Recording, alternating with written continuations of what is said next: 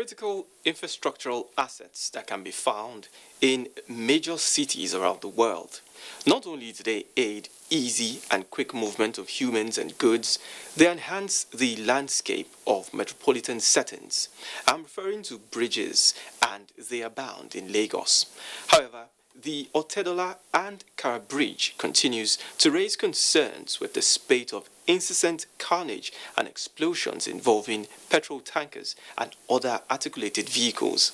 In spite of efforts by government aimed at addressing this trend, the mishap have persisted, as yet another fire outbreak was recorded on the 7th of November. Therefore, seeking answers that could beef up safety on that spot is the focus of our discussion today on Panorama, coming to you from the Lagos Network Center. I am Dotun Ogunyemi. Thanks for joining us.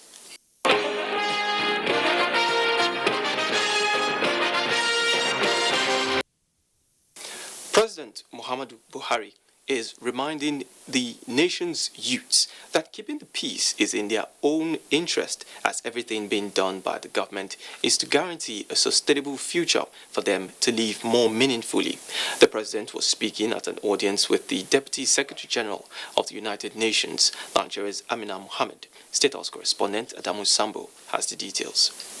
Responding to the recent NSAS protests as well as the mayhem and destruction of property that came in his wake, President Muhammadu Buhari maintains that his own generation is on the last lap of exiting the stage, but the youth, as future leaders, want jobs, infrastructure, and development for a better life.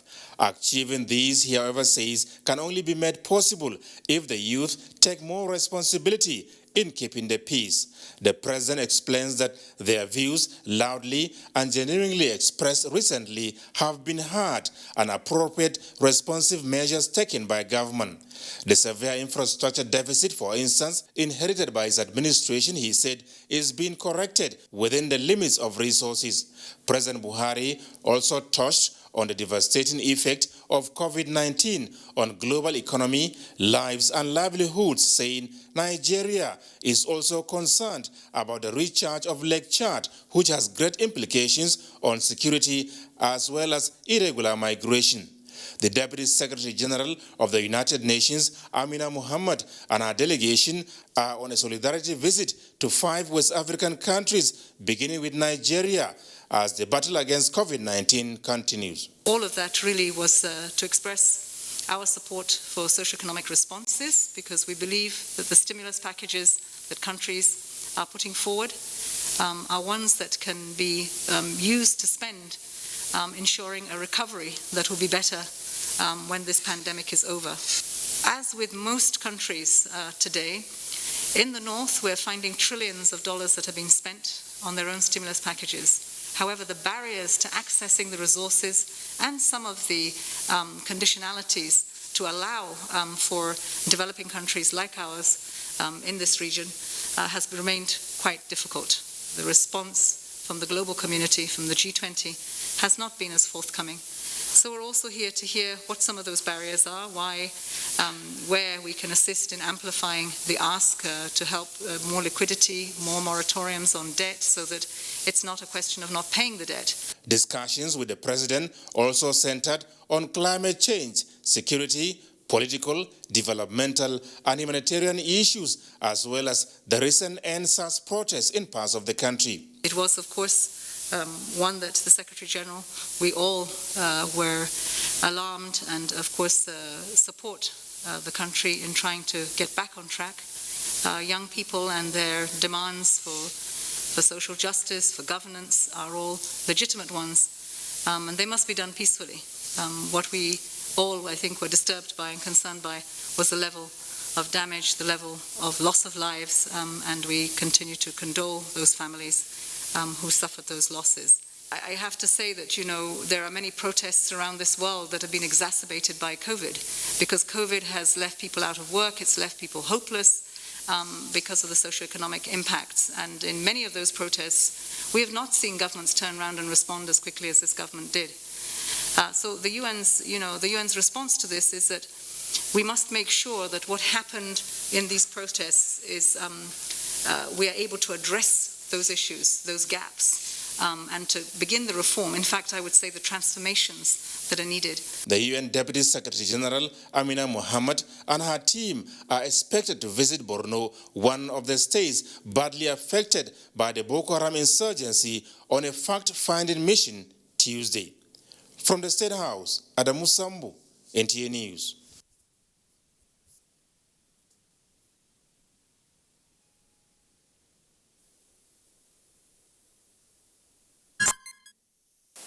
President Muhammadu Buhari has welcomed the arrival of the first effective coronavirus vaccine after a successful human trial phase.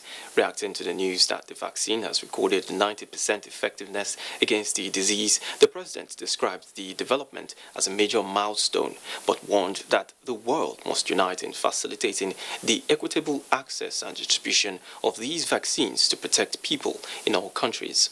President Buhari reiterated his earlier call that only a people's vaccine with equality and solidarity at its core can protect all of humanity and get our societies safely running again, as a bold international agreement cannot wait.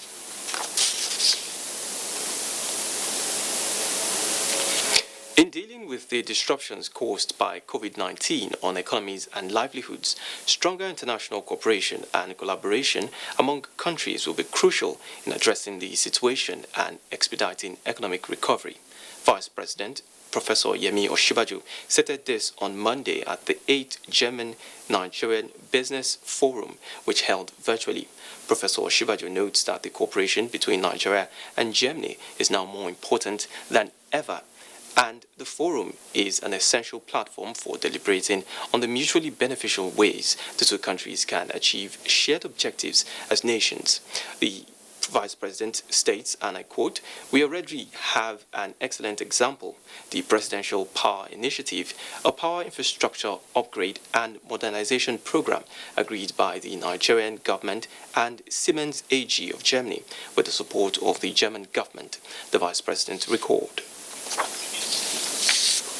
Members of the ECOWAS Parliament are holding talks with the ECOWAS Commission in order to take stock of the COVID-19 pandemic and its impact on agricultural production and food security in the West African region.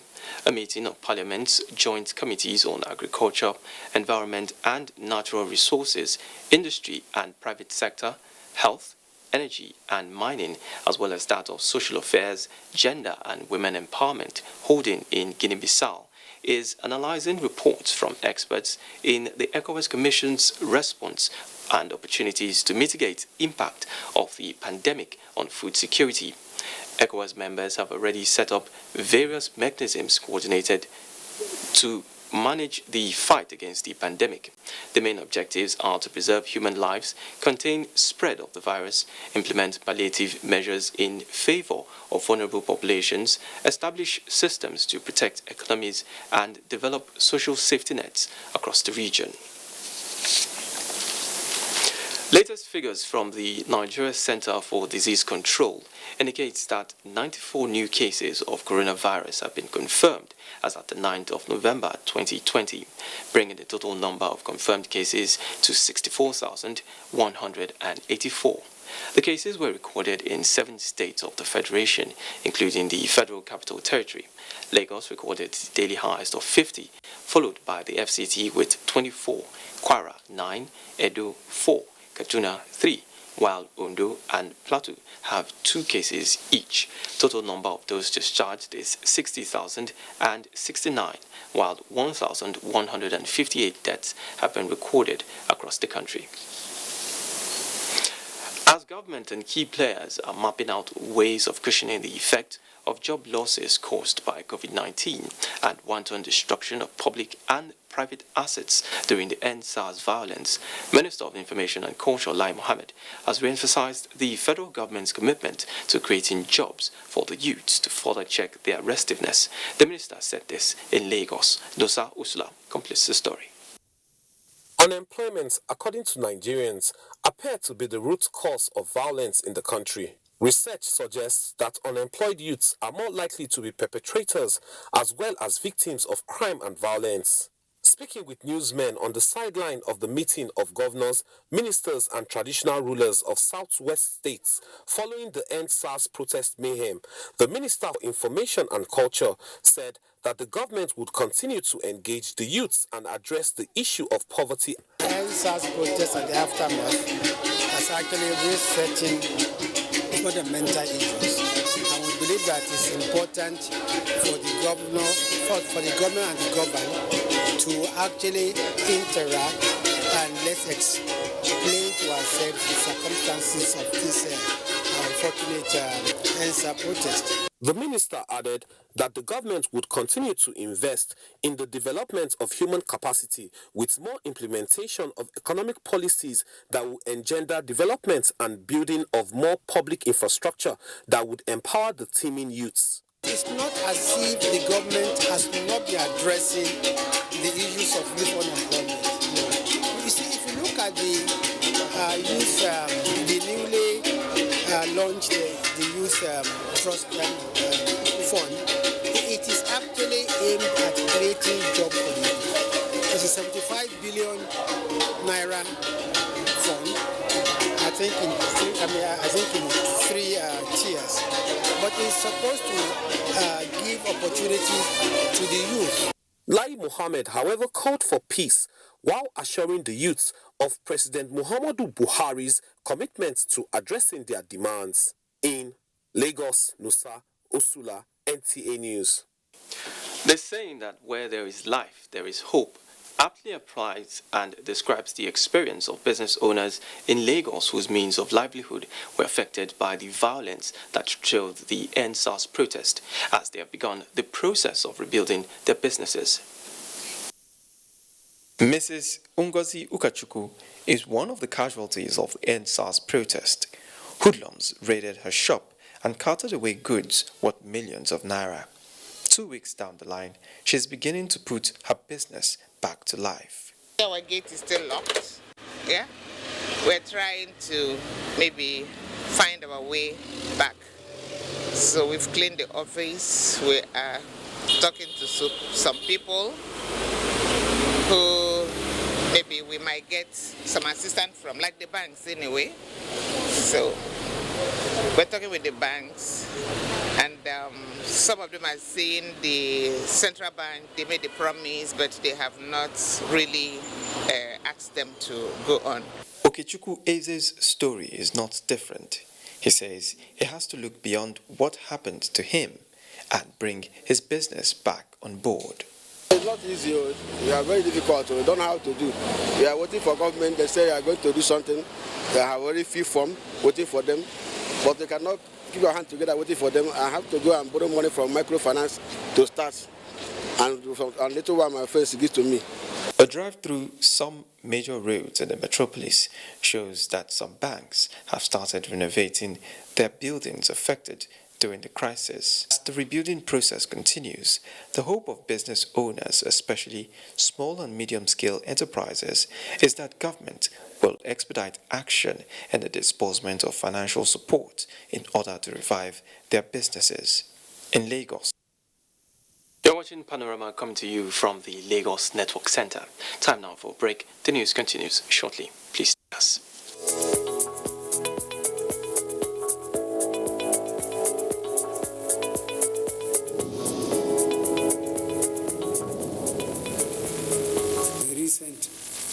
Genuine concerns and agitations by Nigerians about the excessive use of force and, in some cases, extrajudicial killings and wrongful conduct by men of the Nigerian police force. The disbanding of SARS is only the first step in our commitment to extensive police reform in order to ensure that the primary duty of the police and other law enforcement agencies remains the protection of lives and livelihoods of our people. We will also ensure that all those responsible for misconduct or wrongful acts are brought to justice. We also deeply regret the loss of life of the young man in Oyo State during the recent demonstrations. I have directed that the circumstances of his death should be thoroughly investigated. Meanwhile, it is important to recognize that the vast majority of men and women of the police force are hardworking and diligent in performing their duties. The few bad eggs should not be allowed to tarnish the image and reputation of the force.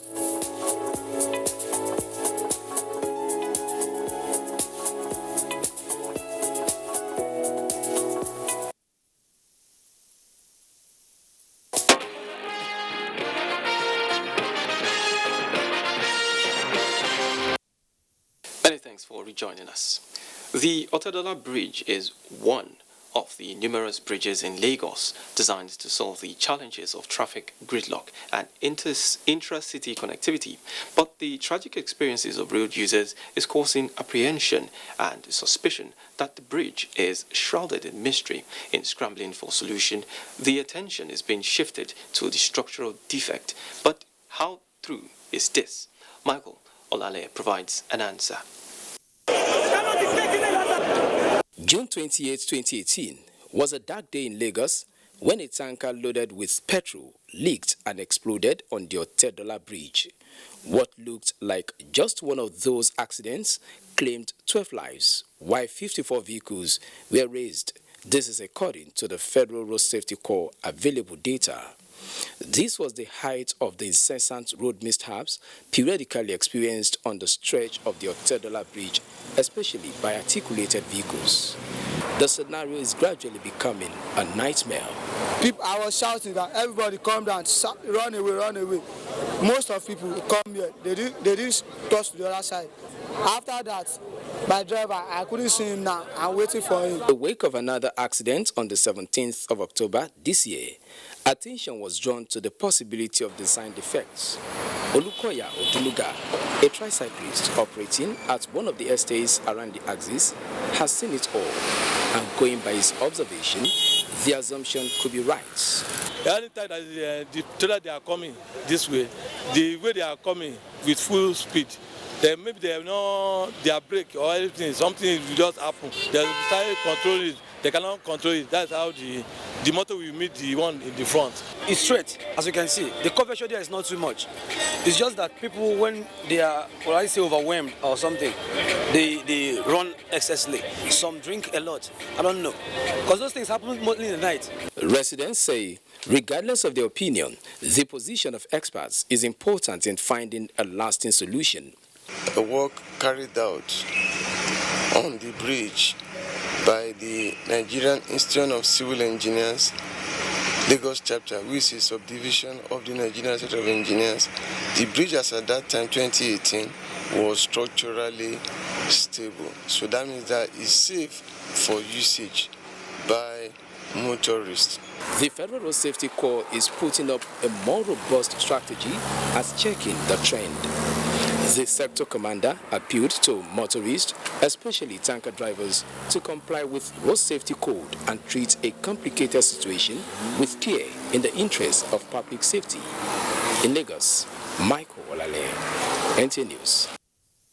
Talking to us via Zoom about the worrisome trend on Otedola Bridge as well as Kara Bridge is Engineer Sheun Falui, Chairman, Nigerian Institution of Safety Engineers, Lagos Chapter. Welcome to Panorama. Thank you very much, Dotson. All right, Engineer Falui, you were part of a team that investigated the incessant tanker explosions on bridges and in Nigeria. I mean, what were the findings from that investigation?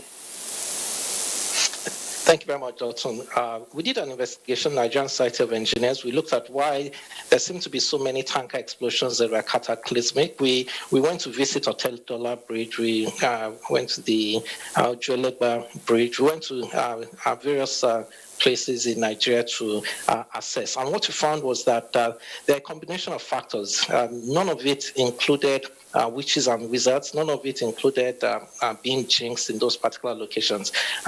There were factors that included mechanical problems. There were factors that included vehicle problems. There were factors that included people problems, the drivers. There are factors that included the road problems. There are so many different factors. For example, I'll just give us examples. For the people problems, sometimes the drivers themselves, maybe it was that they were inebriated when they were plying that particular route, or maybe it was that they were just plain unhealthy. They were not the best people to be operating at that time, or sometimes they were just not competent. They were not able to drive those particular types of articulated vehicles. Another problem, a set of problems, we said mechanical problems. The tankers themselves, the way they're built, particularly the ones that are built in Nigeria, they're not built in a manner that is safe, that is able to absorb collision.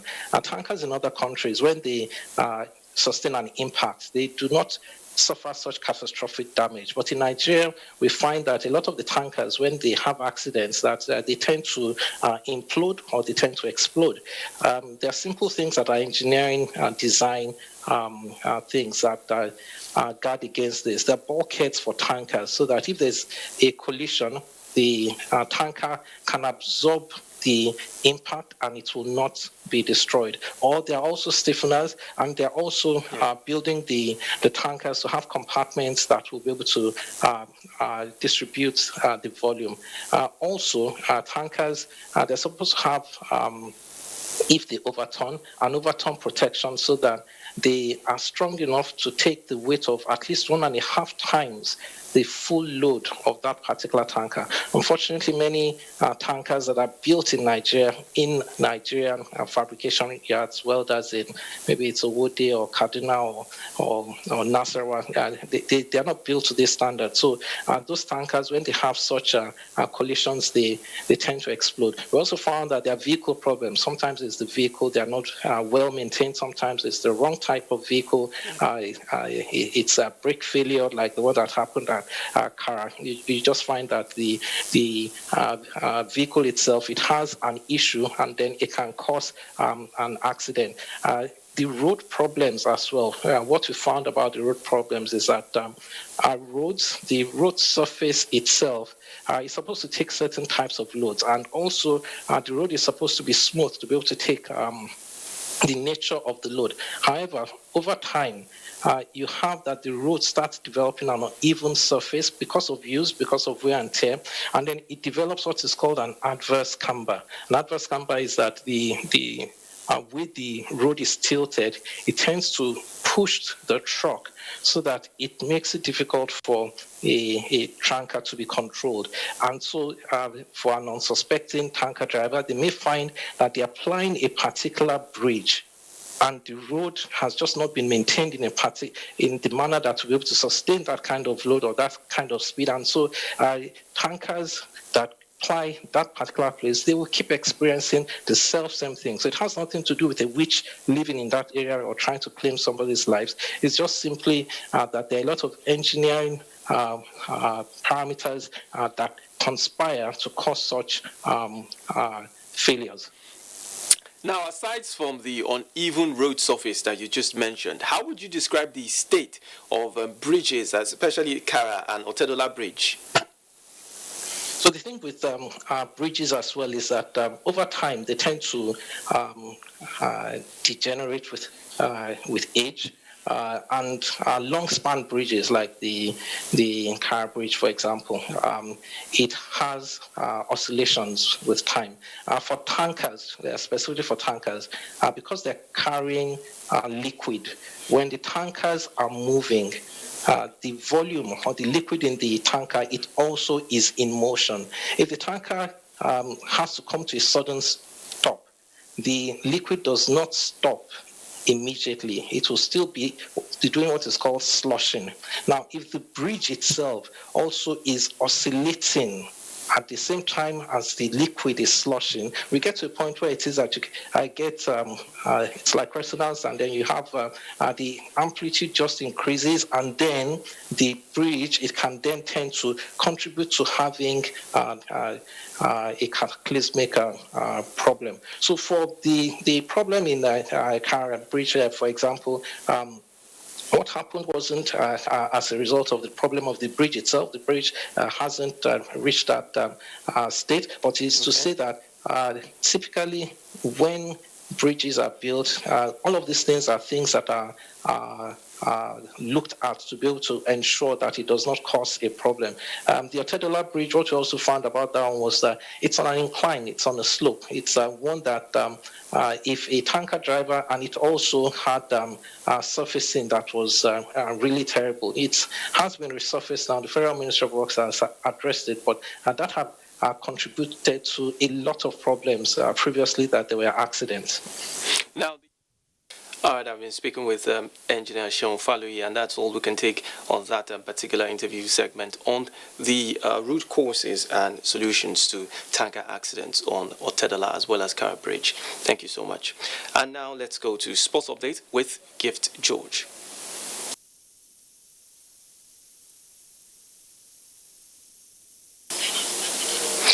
And that's the much we can take on Panorama, coming to you from the Lagos Network Center. And that's it. It's bye for now.